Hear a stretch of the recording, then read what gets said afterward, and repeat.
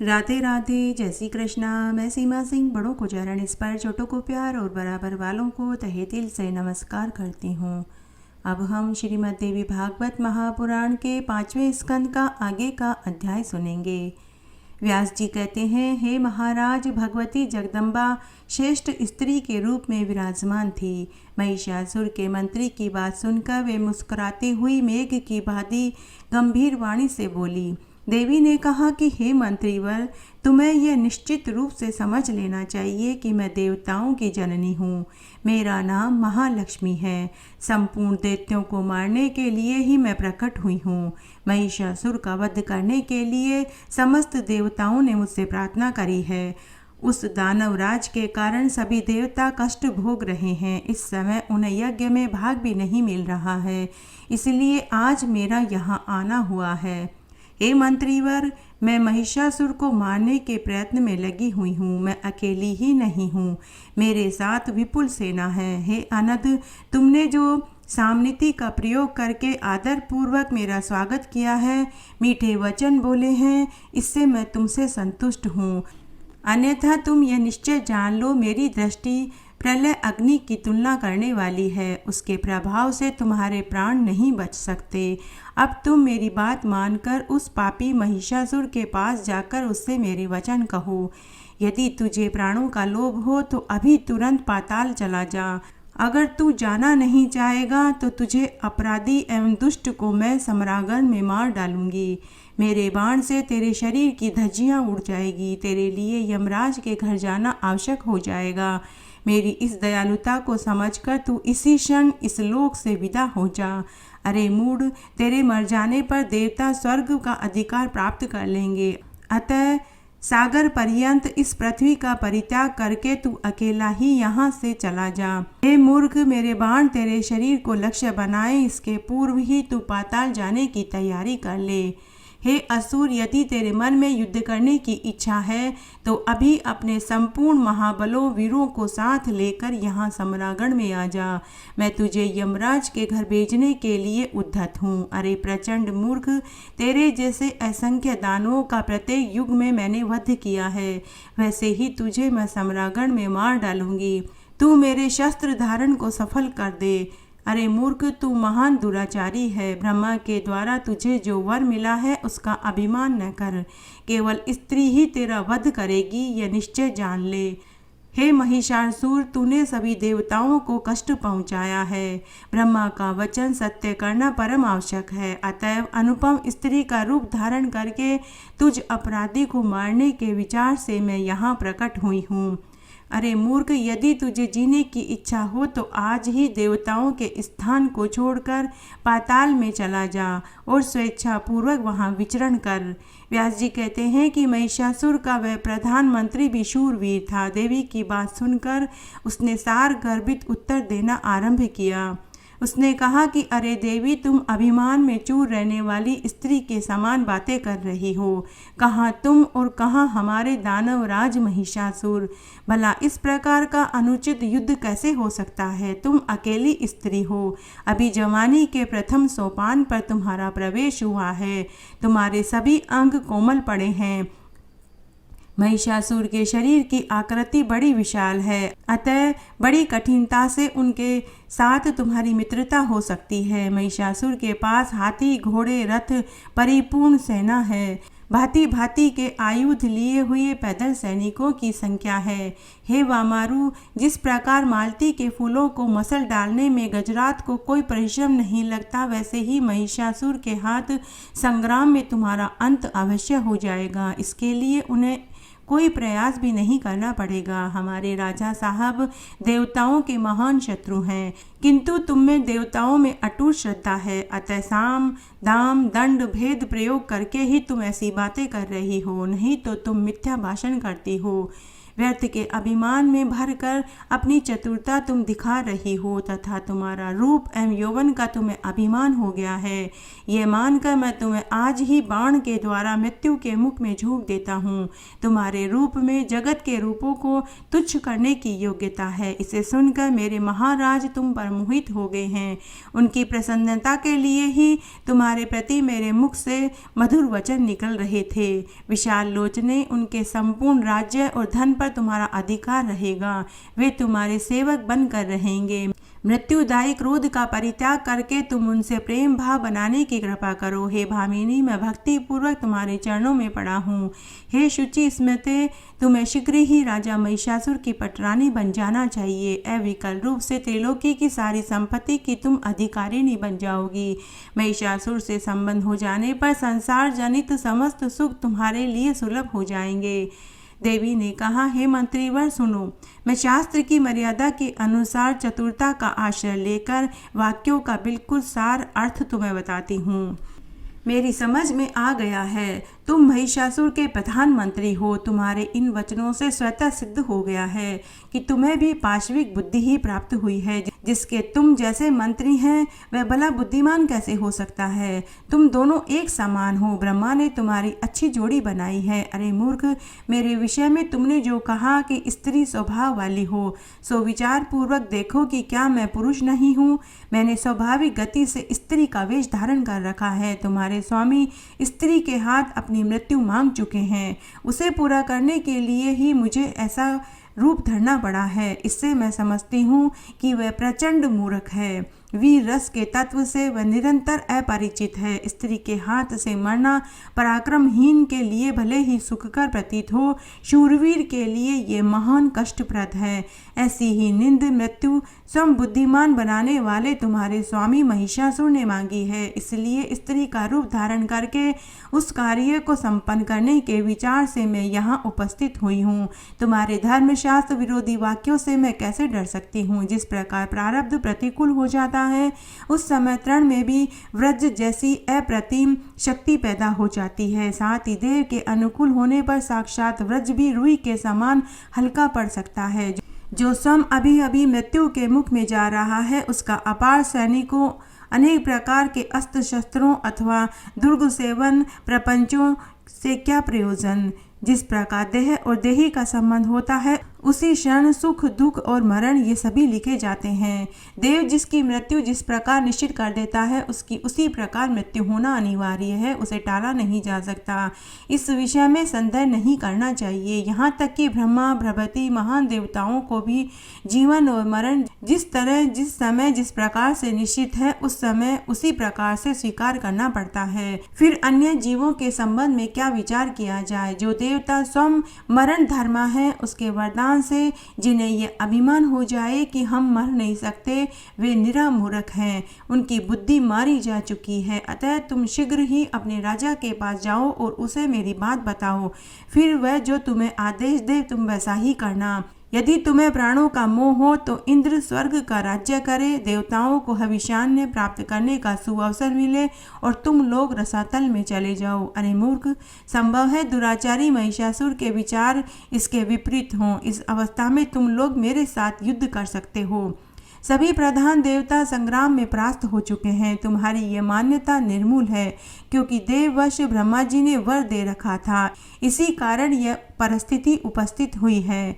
व्यास जी कहते हैं कि भगवती जगदम्बा की बात सुनकर महिषासुर के प्रधानमंत्री ने विचार किया, मुझे अब क्या करना चाहिए। युद्ध करना ठीक है अथवा महाराज के पास चलना चाहिए। मेरे महाराज अवश्य ही कामातुर हो गए हैं।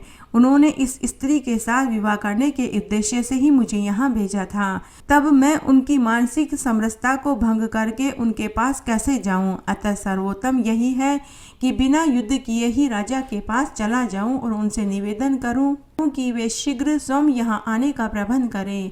वे महाराज महिषासुर बुद्धिमानों में श्रेष्ठ हैं। उनके पास बहुत से निपुण मंत्रियों का समाज है। उनके पास बैठकर कर्तव्य के विषय में निश्चित विचार कर लेना चाहिए। सहसा इस स्त्री के साथ युद्ध करना ठीक नहीं है, क्योंकि हार और जीत दोनों ही परिस्थितियों में महाराज का अप्रिय होने की संभावना है। संभव है यह स्त्री मुझे मार डाले अथवा जिस किसी उपाय से मैं इसे मारने में सफलता प्राप्त कर लूं, तब भी तो मैं राजा महिषासुर का कोप भाजन ही बनूंगा। अतः वहीं चलकर देवी की कही हुई बातें महिषासुर को बतानी चाहिए। इस तरह विचार करके वह बुद्धिमान मंत्री राजा महिषासुर के पास लौट आया और प्रणाम करके उसने यूँ कहना प्रारंभ किया। मंत्री ने कहा कि हे राजन, सिंह पर बैठी हुई वह देवी वस्तुतः बड़ी ही सुंदर है। 18 भुजाओं के कारण उनका विग्रह अत्यंत सुरम्य प्रतीत हो रहा है। उसने भुजाओं में अस्त्र शस्त्र धारण कर रखे हैं। महाराज, मैंने उस देवी से कहा कि हे भामिनी, तुम राजा महिषासुर की सेवा में चलो। वे त्रिलोकी के स्वामी हैं। तुम उनकी प्रेयसी रानी बनकर सुअवस्था प्राप्त करो। तुम्हें वे अपनी पटरानी बनाएंगे, वह बिल्कुल निश्चित बात है। हे सुंदरी, महिषासुर को अपना स्वामी बनाकर दीर्घकाल तक त्रिलोक की संपत्ति का सुख भोगो। सभी स्त्रियों में तुम सबसे अधिक भाग्यशालिनी बनने का सुअवसर प्राप्त करोगी। मेरी बातें सुनकर विशाल नेत्रों वाली वह देवी पहले तो अहंकार वश होकर किंकरते विमूढ़ सी हो गई और फिर हंसकर मुझसे बोली कि भैंस के पेट से पैदा हुआ महिषासुर पशुओं से भी गया गुजरा है। मैं देवताओं का हित करने के विचार से उसे देवी की बलि चढ़ा दूंगी। अरे मूर्ख, जगत में कौन ऐसा मूढ़ स्त्री है जो महेश को पति बनाए? फिर मुझ जैसी विवेकवती स्त्री उसे कैसे अपना स्वामी बनाने का विचार कर सकती है? सींग वाली भैंस ही उस सींग वाले भैंसे को अपना पति बनाया करे। मैं उस महिषी की भांति डकारती हुई तो उसे पति नहीं बना सकती। मैं तो सम्रागण में उसके साथ युद्ध करने के लिए आई हूँ। मेरे हाथ देवताओं से शत्रुता करने वाला महिषासुर काल का कलेवा बनेगा। अरे दुष्ट, यदि तुझे जीने की इच्छा हो तो पाताल भाग जा। हे राजन, उस स्त्री ने बड़े कठोर बातें मुझसे कही। उन्हें सुनकर मुझे बहुत क्रोध आया और मैं वहां से लौट आया। रस भंग हो जाने की आशंका से मैंने उसके साथ युद्ध नहीं किया। आपकी विशेष आज्ञा पाए बिना ऐसा व्यर्थ उद्यम मैं कैसे कर सकता था? हे राजन, वह सुंदरी असीम बल के अभिमान में चूर है। भविष्य में क्या होगा यह बात मेरी समझ से बाहर है, सो आप ही इसका निर्णय करें।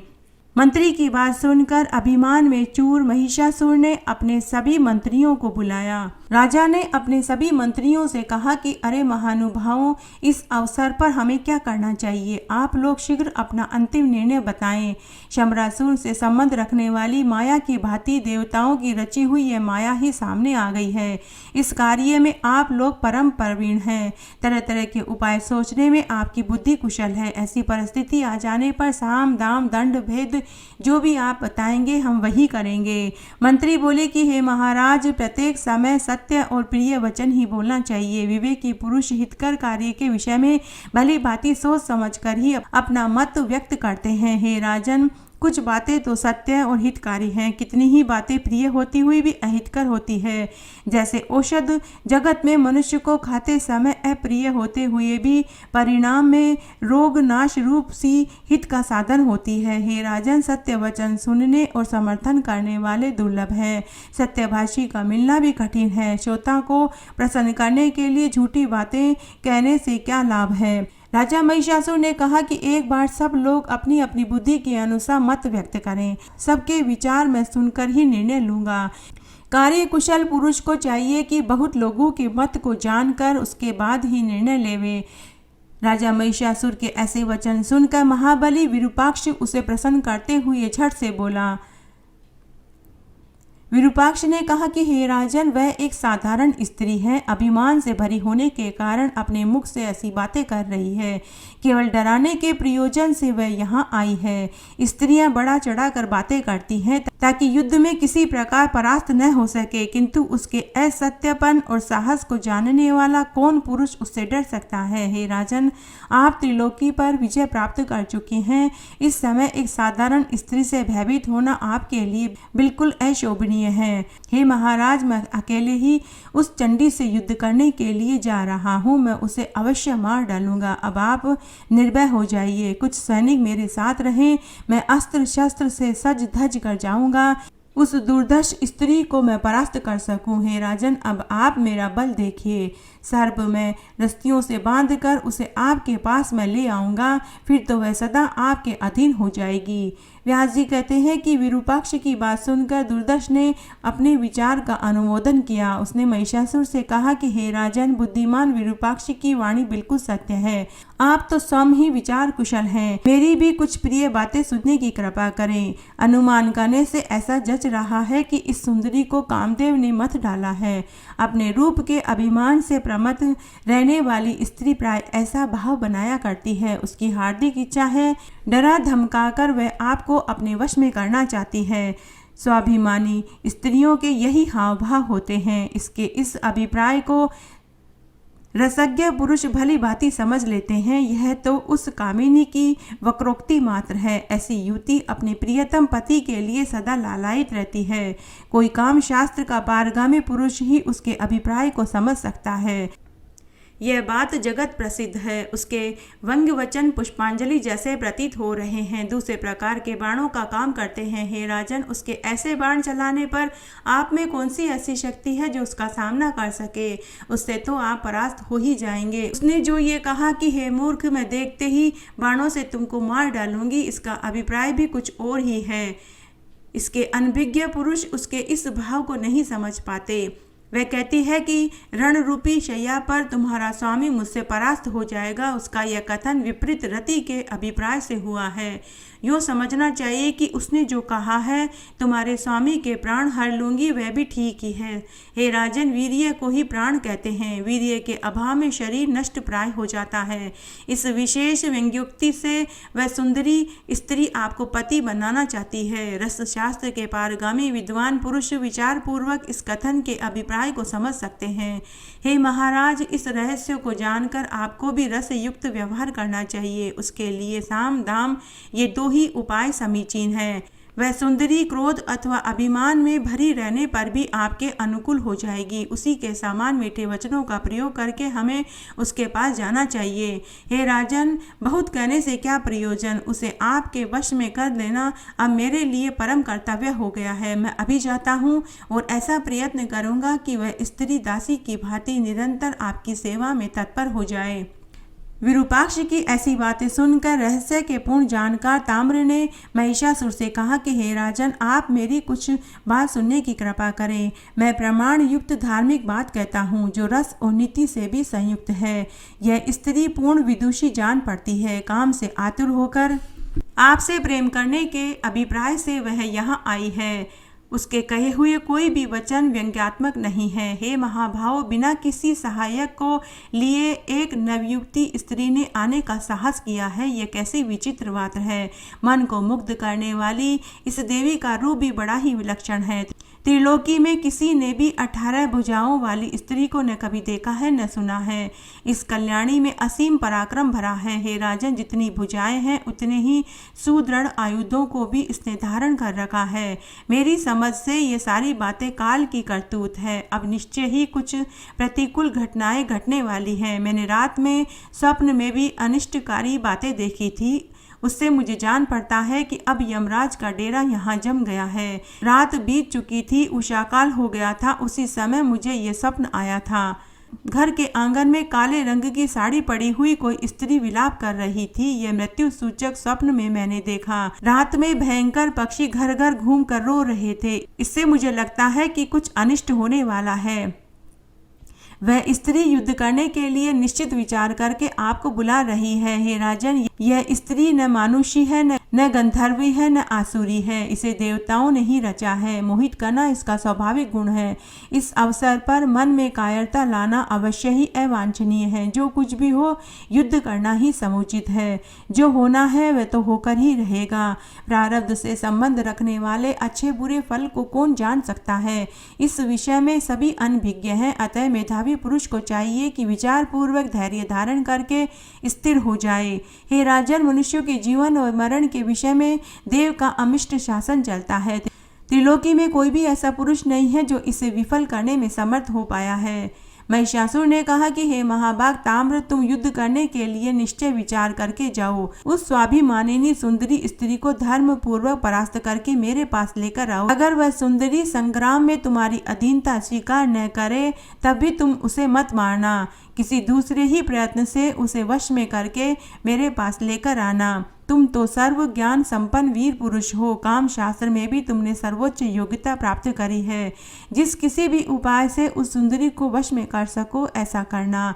वीर महाभाव, तुम अभी एक विशाल सेना साथ लेकर पहुंचो। जाकर बार बार विचार करके उससे हार्दिक अभिप्राय को समझने की चेष्टा करो। काम अथवा वेर किसी उद्देश्य को लेकर वह यहाँ आई है यह जानने की कोशिश करो। सर्वप्रथम यह निश्चय करके उसके अभिलक्षित कार्य पर विचार करना, उसके पश्चात उसकी योग्यता बल के अनुसार युद्ध करना। कायरता और निर्दयता दोनों ही बिल्कुल अवांछनीय हैं। उसके मन के अनुसार ही तुम्हें व्यवहार करना चाहिए। ताम्र का मस्तक मृत्यु का आसन बन चुका था। उसने महिषासुर की उक्त बातें सुनकर सेना साथ ले ली और उसे प्रणाम करके वह युद्ध के लिए चल पड़ा। जाते समय मार्ग में उस दुरात्मा दानव को यमराज के पथ का प्रदर्शित करने वाला बहुत से भयंकर अपशकुन दिखाई पड़े। उसका मन भय और चिंता से व्याकुल हो गया। आगे बढ़ने पर ताम्र ने उस भगवती को देखा। उस समय वह देवी सिंह पर सवार थी। संपूर्ण देवता उसकी स्तुति कर रहे थे। समस्त आयुधों से वह शोभा पा रही थी।